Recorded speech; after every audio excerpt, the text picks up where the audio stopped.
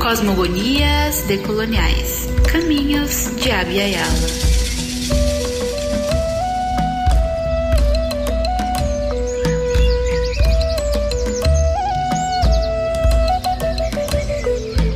Para cada povo, uma origem do mundo, do homem, da vida como nós a vemos. Seu mito fundador, sua cosmogonia. Desde o início da história humana, a crença em divindades metafísicas e a religiosidade surgiram como respostas ao medo do desconhecido, nas forças da natureza que não se controlam e da própria morte. São muitas narrativas, tão diversas e únicas, que trazem na forma de mito o sentido de pertencimento, a afirmação do direito de ser e estar nos mesmos lugares dos antepassados. Abya Yala, terra madura, terra viva ou terra em florescimento. Na língua do povo Kuna, Abya Yala é o que hoje entendemos como América, mas é muito mais do que isso. É um sentimento de unidade em suas diferenças. É um sentimento de pertencer a um território que a todo momento tentam tomar-lhes. Trazer os mitos fundadores de Abya Yala tem o propósito de pensar uma pedagogia nos marcos da decolonialidade. Apresentar uma outra origem da América que falamos hoje, mas que pouco conhecemos fora da lógica colonizadora e do pensamento ocidental. Nas palavras de Rigoberta Menchú, ganhadora do Prêmio Nobel da Paz de 1992, a paz é filha da convivência, da educação, do diálogo. O respeito pelas culturas antigas faz nascer a paz no presente. Neste episódio, vamos falar sobre os Pataxó e apresentamos como convidada especial Karina Oliveira, pedagoga e mestranda em educação na UFRJ e indígena da etnia Pataxó.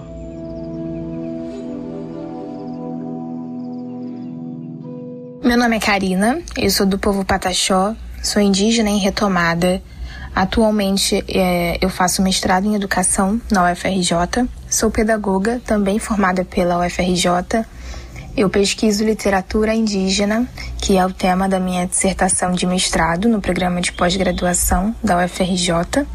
Meu mestrado é em educação, como já dito, e eu trato de maneira mais específica da literatura no sentido do protagonismo, da resistência e da retomada indígena.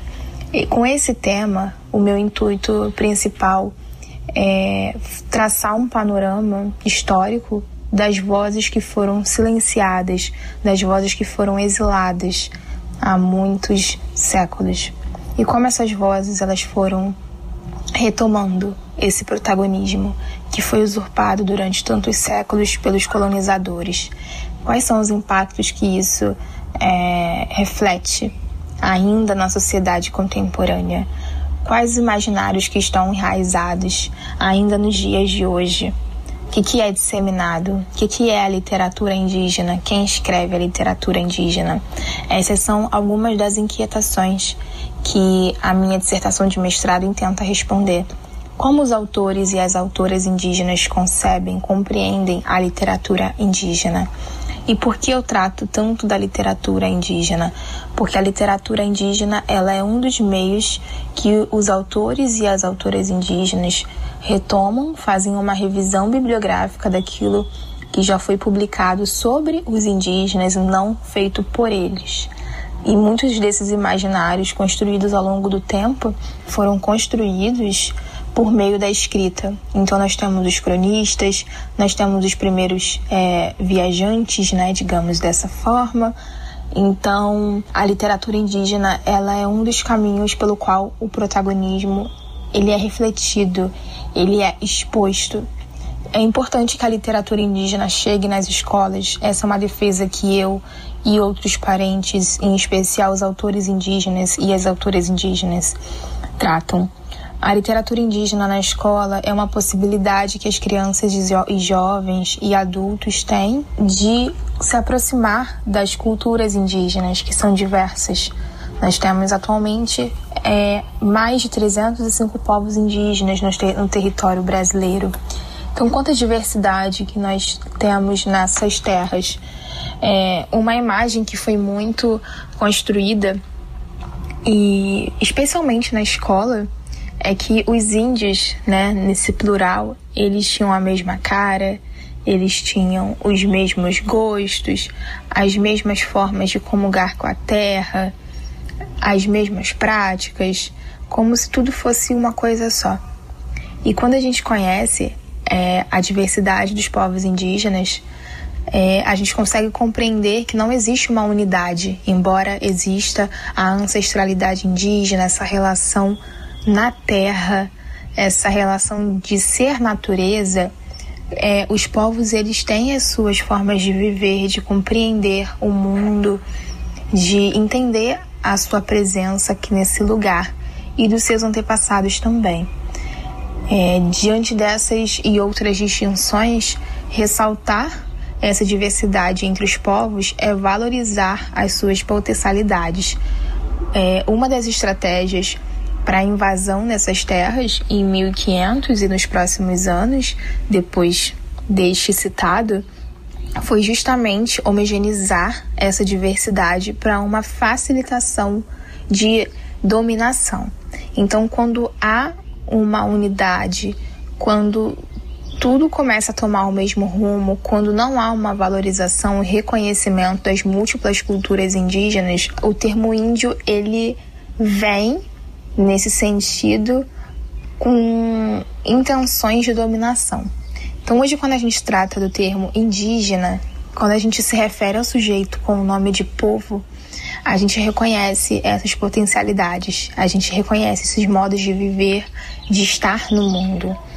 É muito interessante porque, especialmente nas escolas, em que muitas das vezes o trabalho com a cultura indígena, com as culturas indígenas, ficam restritas ao dia 19 de abril, nós temos essas literaturas que também são apoio para a formação dos professores. É uma questão muito estrutural. Eu trato da escola, mas nós sabemos que a questão ela é estrutural. Ela passa pela escola, mas ela não surge na escola.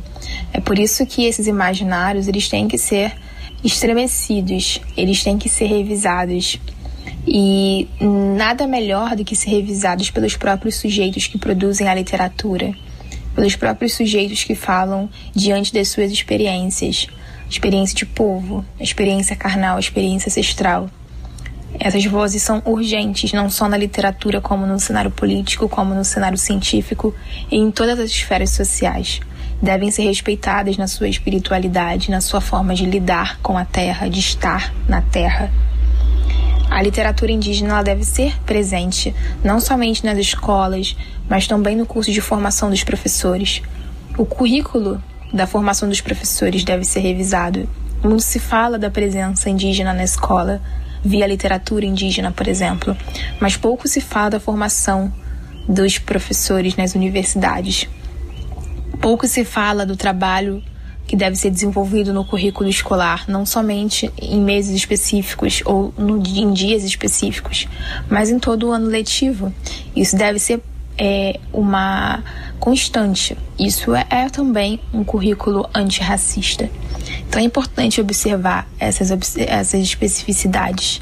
Mais do que importante, é urgente.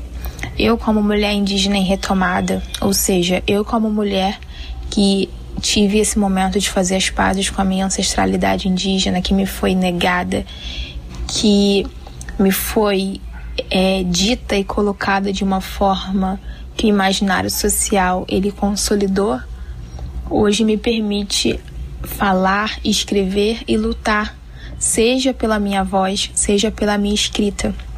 É importante destacar que a literatura indígena ela vai muito além do texto escrito. Ela parte da oralidade e é na oralidade que se constitui. Então, os autores e autoras indígenas escrevem para potencializar a resistência, para também alcançar outros meios, como o acadêmico, por exemplo, que por meio das suas pertenças e da oralidade talvez não conseguissem alcançar em maior escala. Eu defendo o livro como um instrumento importante de alcance importante para as escolas, para professores, para pesquisadores e para outros sujeitos da sociedade civil. A literatura indígena, ela deve ser presente não somente na escola, como deve ser tido como um instrumento político, tal qual é. É muito importante que entendamos essas terras como habitadas, tal qual ela é habitada por sujeitos indígenas em diferentes contextos. Os indígenas não estão presentes apenas nas aldeias, apenas em contexto de isolamento. Estão presentes no contexto urbano, estão nas universidades, estão nos shoppings, estão nos parques.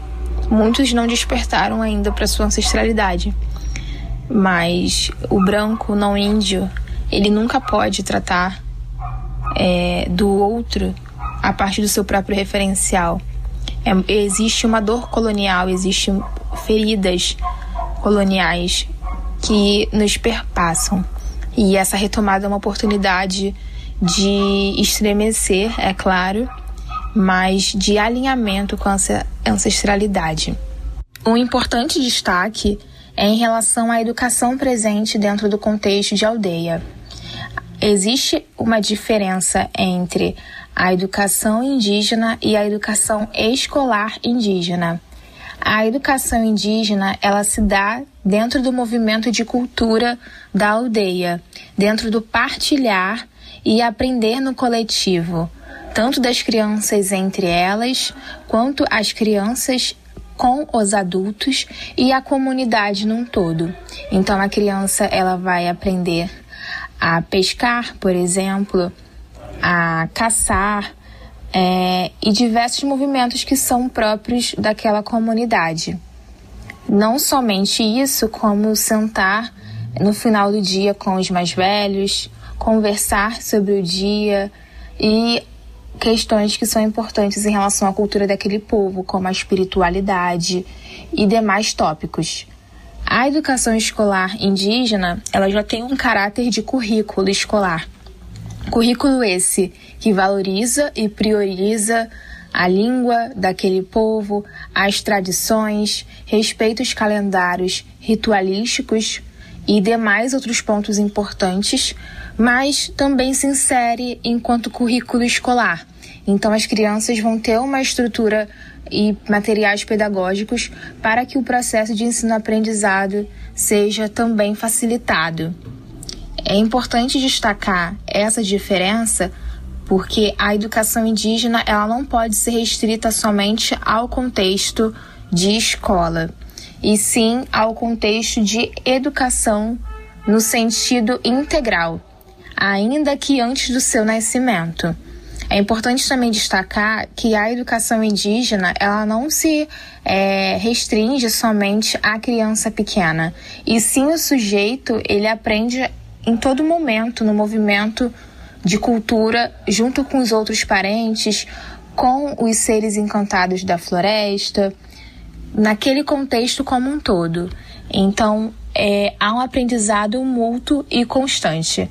E a educação escolar indígena continua sendo um desafio à garantia. Embora seja um direito existente, ele se dá também mediante o respeito da determinada cultura, e isso tanto nos materiais pedagógicos, quanto na presença de professores e professoras indígenas, no respeito ao calendário e em todos os tópicos que vão ao encontro da cultura local. Então, lutar pela educação escolar indígena é lutar por um direito já existente, é lutar pela garantia. Lutar pela educação indígena é lutar pelo território, é lutar pela garantia e pela perpetuação da cultura. Então, se por um lado nós temos a educação escolar indígena, que amplia esse repertório no sentido dos números, das letras e de diversas outras questões que respeitem a forma de viver e de entender o mundo por essas crianças, a educação indígena, ela começa no útero da mãe. Então, isso é importante para entender como que essa cultura, ela já é tão forte antes desse sujeito nascer. Então, essas histórias tradicionais, por exemplo, que nós conseguimos encontrar nas literaturas indígenas, elas também são dinâmicas, no sentido em que as populações indígenas não estão congeladas num passado mítico. Elas não são parte de um folclore, e sim elas estão existindo, e sim elas estão acontecendo. Os sujeitos indígenas estão em diferentes locais, em diferentes contextos e partilhando diferentes formas de viver, embora unidos pela ancestralidade indígena, embora unidos na memória e na preservação da Mãe Terra. Ao pensar no direito à língua, no direito à educação diferenciada, à saúde diferenciada e à cidadania brasileira, mantendo a identidade indígena, é importante destacar que as histórias também têm um grande peso nessa comunicação e nesse registro de viver numa comunidade indígena, de viver numa aldeia, de viver na cidade sendo indígena. Eu gosto de destacar como que as histórias, elas retratam uma narrativa tradicional, vista que esses autores partilham de diversas culturas, ao mesmo tempo que são narrativas também contemporâneas, já que esses autores também circulam, seja na cidade, seja na aldeia, e estão também imersos a um caldo social, e as próprias comunidades indígenas também são dinâmicas. Então é importante destacar que essas histórias, elas podem estar no campo da ficção, se assim for feita pelo autor, pela autora, porém são histórias que tratam da forma de relação, da forma de viver, de estar, de sentir no mundo, conforme uma cosmovisão, conforme uma forma de se entender no mundo, uma forma não somente carnal, como uma forma espiritual, uma forma não somente individual, como uma forma de sentir coletivo. É importante destacar que a terra para os sujeitos indígenas, além de direito previsto na Constituição, é um direito originário. A terra, além de território no sentido de moradia, de subsistência, é um local espiritual, é um local sagrado. Então, esses povos, essas comunidades deveriam ter essas terras já demarcadas, não de hoje, mas de muito tempo. Se a gente pensa na Constituição Federal de 1988, nós temos uma grande lacuna hoje, em 2021, que ainda não foi preenchida. Ao tratar da mineração, por exemplo, é importante destacar que ela é mais uma arma para o genocídio indígena. E ela não somente ameaça a vida, como também a existência. Coloca os povos indígenas em situação de vulnerabilidade. E tanto pela questão ambiental, tanto pela questão que é a Mãe Terra, que representa para todos nós, como também nas questões culturais, como também nas questões espirituais, sociais, de como esses povos se organizam. A mineração, ela segue envenenando os nossos rios, as nossas crianças. Nós temos que resistir e seguimos firme na luta, na resistência contra a PL 490, contra o marco temporal. Mais uma vez, a terra é um direito constitucional. A terra é um direito originário. Uma indicação de literatura indígena é o livro Tiopai e Itorrã, que é do autor indígena Canatió Pataxó. Canatió Pataxó é um escritor indígena do povo Pataxó. É um livro muito interessante porque trata da diversidade do povo Pataxó. Não só da diversidade, como a história, a criação do povo Pataxó. Eu vou ler alguns trechos do livro para que vocês consigam acompanhar como que é essa visão da criação, como é essa visão de mundo que o povo Pataxó partilha.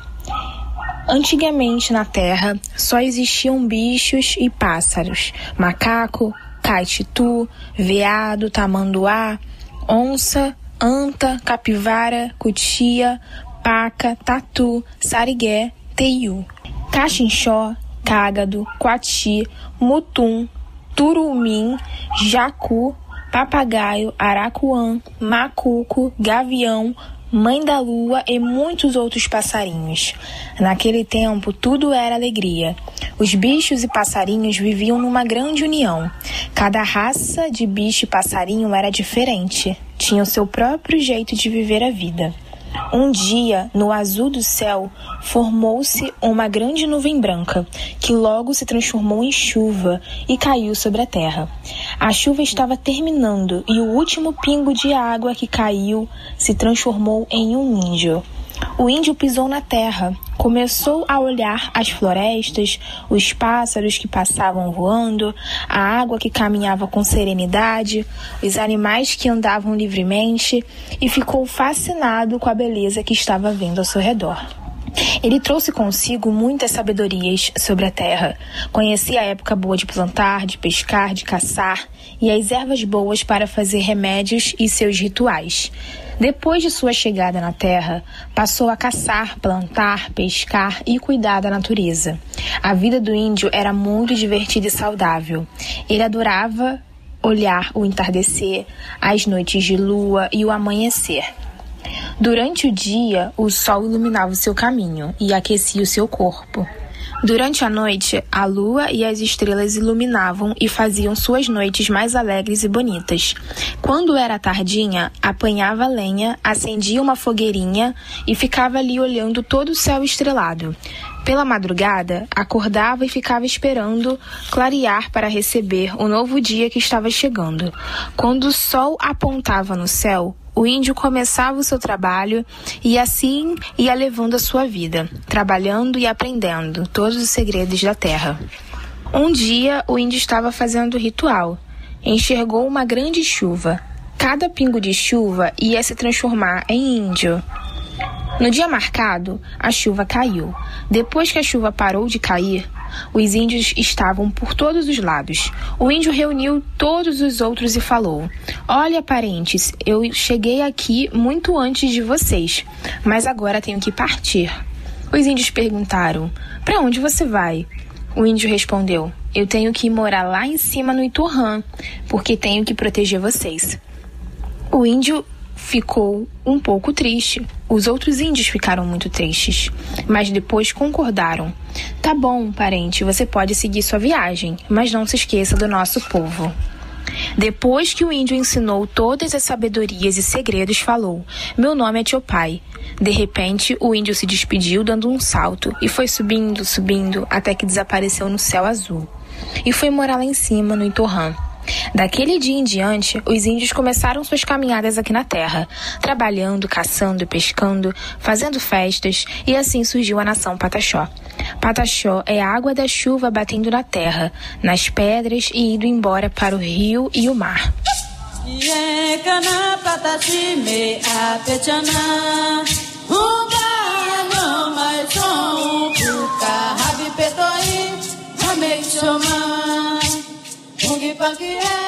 Os Pataxó. Os Pataxó estão localizados em mais de uma região do país. No sul do estado da Bahia, estão em cerca de 36 aldeias distribuídas em 6 terras indígenas, como Imbiriba, Mata Medonha, Águas Belas, Coroa Velha, Aldeia Velha e Barra Velha, situadas nos municípios de Porto Seguro, Santa Cruz Cabralha, Prado e Itamaraju. Em Minas Gerais, os Pataxós vivem em 7 comunidades. 4 delas, o Alto das Poças, Sede, Imbiriçu e Retirinho, estão localizadas na terra indígena Fazenda Guarani, município de Carmésia. Apesar da língua Pataxó ter sua origem do tronco Macro-G e da família linguística Machacali, a língua original não é mais falada. Atualmente, a comunicação é feita utilizando o português mesclado com o vocabulário da língua indígena, o Pachorrã.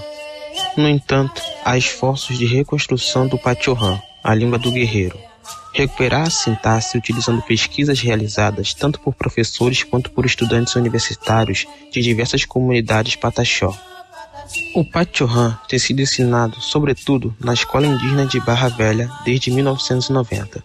A aldeia Coroa Velha possui a maior escola Pataxó.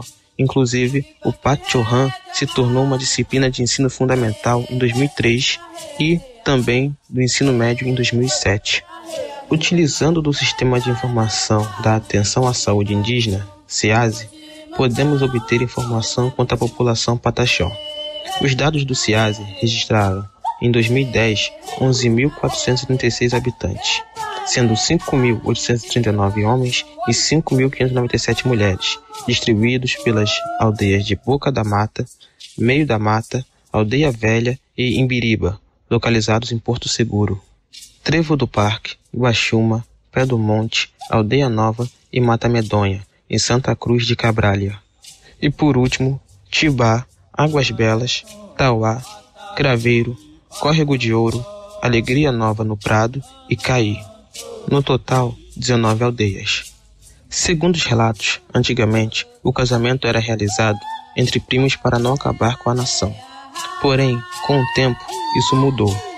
Cortava-se uma tora de pau e, se o pretendente conseguisse erguer a tora, ele se mostrava digno de casar-se. Caso contrário, não estava pronto. Era uma prática vista como pré-requisito para a realização de um casamento, pois testa a capacidade física dos pretendentes. Esses casamentos de antigamente era do costume serem realizados com uma idade mais nova. Muitas mulheres casaram-se ainda pequenas. Essa expressão dá a entender que o marido criava sua esposa. Os maridos já eram homens e suas esposas eram meninas. No entanto, as relações sexuais eram proibidas antes da união consensual e, caso houvesse relações, era considerado um roubo.